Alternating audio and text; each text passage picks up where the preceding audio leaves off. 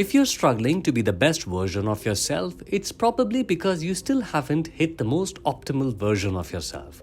In this conversation, transformational speaker Gautam Khetrapal shares with us his basic principles for optimal living, biohacks that can enhance our cognitive and physical performance, and help us feel more energized, engaged, and elevated, despite our busy schedules and hectic to do list. Here's the conversation. Hi, Gautam. Welcome to TUSP Conversations, and thanks for taking out the time and being on the podcast with us. Thank you, sir. My pleasure. Excited for this conversation. So let's straight away get into it. When we talk about personal growth as a lifestyle, and this word is keeps on coming up, biohacking. What is it? Does it work? Is it safe? What's the future like of biohacking? Well, yeah, I think the biohacking word has become a bit of a buzz, and it's also a good marketing term.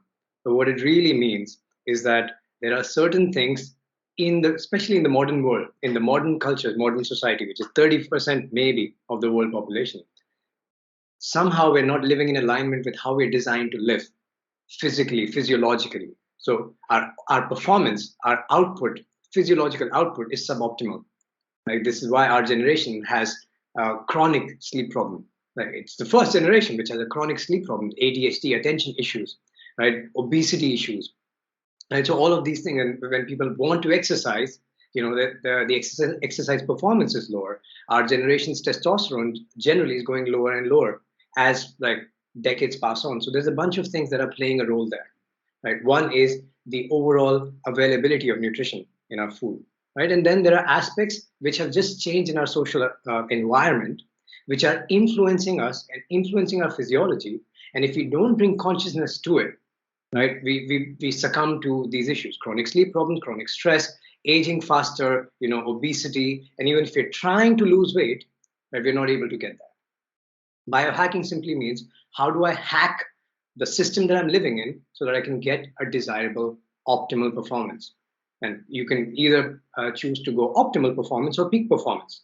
Both have their roles, right? So like a peak performer would be someone who's an elite athlete, and they want to perform at their peak for 3 hours in a week, right? So the things that they will do throughout the week, throughout the 2 weeks leading up to those 3 hours, will be all optimized towards that output, right? So they're hacking, they're tweaking every single thing that is happening within the past 2 weeks: training, recovery, sleep, nutrition, all those things, so that they can peak for those 3 hours, right? And then there's the other thing, which is optimal performance. Optimal performance means that every single day, the day-to-day things that you want to show up for, being productive, not having brain fog, having high energy, having high emotional, agility, so that you can show up for your loved one and for the teams that you're managing, right? That's optimal performance. And we feel that if there's something missing, that we know what we can perform on a day-to-day basis, that we're unable to, that's where we need to bring a mindset of, okay, what can I do? What can I change that is happening in my life that can get me that desired optimal or peak performance? Now, hacking our biology is, think of it this way: there's health and fitness. What is health? Health is absence of disease, absence of any problem, right? That's health, right? And then fitness is that how far I can push the envelope, right? So if someone is having issues with sleep, what they want to get to is first to their baseline of health.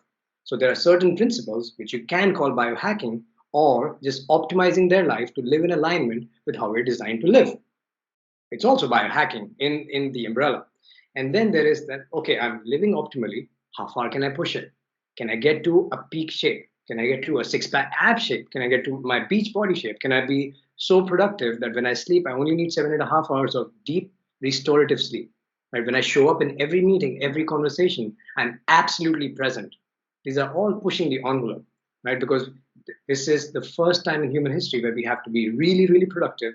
We're given the most amount of hours, right? Because of our economic interest and how we want to grow and what have you, right? And at the same time, we want to get really, really fit, push our bodies really far, right? So it's a question of, are we at the health level and we want to push the fitness, whether it's mental fitness, physical fitness, or we are slightly below the health level and we want to just push the envelope so that we feel no pain. So the world addresses this premise. So you mentioned about peak and optimal. So is it sustainable? Because when you think about it, if your entire life of 60, 70 years, right? Uh, where do you feel that this sustainability factor hits in? And what are the tips so that it's a long haul for you, not like a short peak of say for a few months or a year, and then you just leave it. Great, great question. What's long-term sustainable, I believe, is to choose optimal performance. Peak performance is you have a speech, you have a keynote speech in front of like 800 people. That I'm speaking at Mind Valley Stage next week in Estonia, right? So I need to be at a certain state at that time, but I don't want to be in that state all the time because it takes resources away from my other areas from my life to be in that state. I want to gather all my energy dedicated towards certain peaks in my life, right? And we'll all have experiences in our life, time to time, where we'll need to be in our peak state, peak confidence, right? Peak ability to be present, right? But what's long term reasonable to look at is optimal performance, which means a pain free life, right? Restorative sleep, right? Having high capacity for emotions, whether it's positive and negative, holding both the emotions with the same level of compassion, right? So that's the optimal living. So something that can sustain for 60 to 70 years is that, okay, how do I show up every day and don't get thrown off by any tiny difficult conversation, or I don't wake up with brain fog or a headache, right? I don't wake up and the first thing I need is a caffeine fix, right? I don't have a have lunch and then crash, my energy crashes and the next 2 hours are unproductive, right? If we design our life consciously, where some things happen where we're choosing certain behaviors and certain external help to support this optimal living, this could be sustained for long term. And there are certain basic principles that one can do. Right? If Let me know if you want to go deeper in that direction, we can choose to. Like few tips, for example, 3 tips you want to give for optimal. Okay. First one, daily exposure of sunlight, minimum 30 minutes, and ideally between 10 a.m. to 4 p.m. Like, think about it for an Indian audience and think about our culture. We run away from sunlight, right? And the truth is, the darker your skin color is designed by based on how much sun you can receive. And our modern population, 85% of it is chronically deficient in vitamin D3. And vitamin, it's the root cause. It controls everything: how much energy you have, how much sleep will be restorative for you, how efficiently you will burn fat. Like, so if you're trying to lose weight and you're vitamin D3 deficient, you do every exercise, all the nutrition, you'll still not be able to lose weight, right? Your emotional well-being, your aging process gets controlled by vitamin D3, right? So the first thing to do, and it's also sets your circadian rhythm. So how well do you sleep in the night is controlled by how much sun exposure your body has received, and its internal clock has received. Okay, this was daytime, right? So I've received sun. So in the evening, when the external light is not present, it naturally signals through communications with hormones it's time to sleep. So it's easier to fall asleep. So 30 minutes of minimum 30 minutes, as much skin you can expose within reason of sunlight exposure a day without sunscreen. And that's one thing. Second thing is drink enough water. Right? These are very, very basic things. Like, we are a generation that is chronically dehydrated. Right? So, and what happens is that if you think about as hunter-gatherers, we would live in the savannas, right? Thirst is a form of hunger response that gets triggered in our body. Why is that? Because when we would live in the savannas, in the jungles, right, there are predators out there. You just don't go to the fridge or get a glass of water from the tap, right? So if you feel that water is going down, your body creates a hunger response. You get some fruits, vegetables, normally things which are higher in water content, if you look at not natural food, and it boosts up your hydration in the system.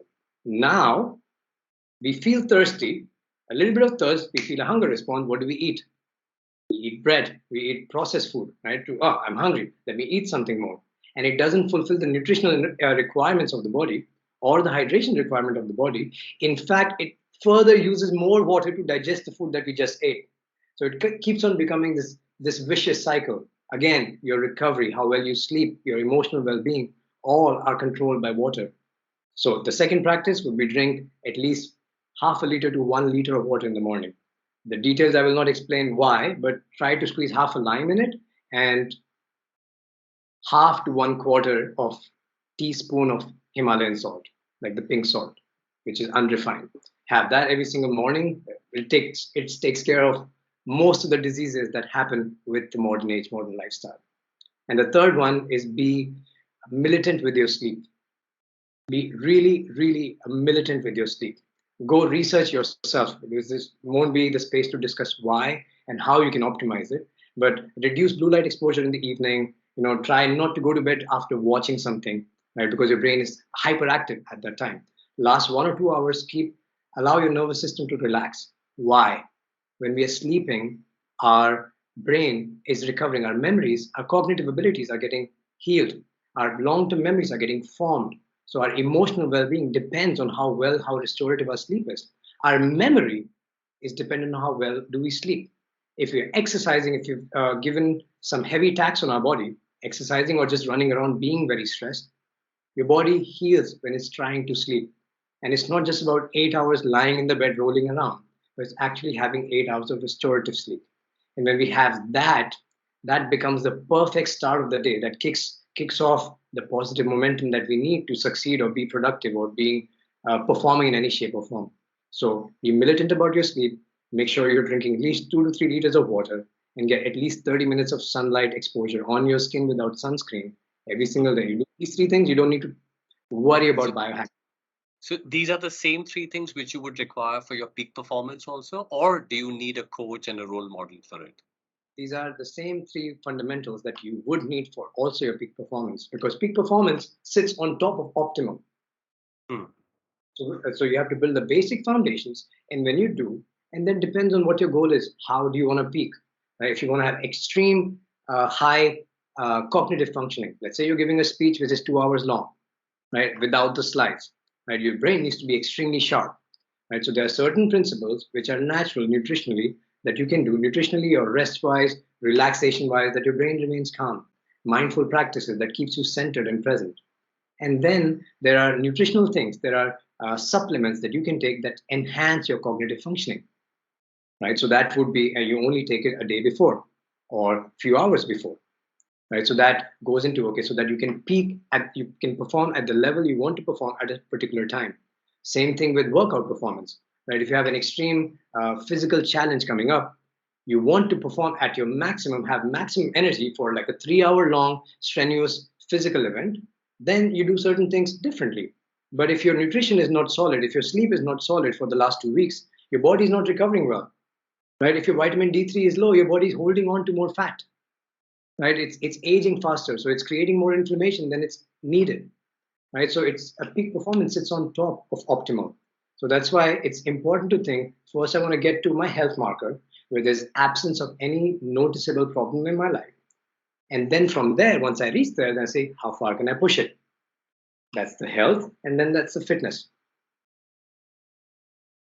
So I'm just thinking, the two frameworks which you've given for peak and optimal, right? Now, in a corporate life, where a young person who's joined an organization, you have to prove yourself. Same goes for your mid management, and then you become in the senior leadership position. These are things which your morning meeting starts at 9 o'clock, and then goes up till late in the evening. How do you take out time and be right there and mindful of these things? Mhm. I mean, this must be a question which must be coming to you all the time. That how do I take out this time for myself? Yeah, and that what's interesting to think is that, and it's a philosophical one. Everybody will need to figure out by themselves, right? But it's the same 24 hours that Steve Jobs had. Right? It's the same 24 hours that you have. That you're like, if you're a newcomer, it's the same 24 hours your manager has, right? So then the question is to think very, very clearly what's important.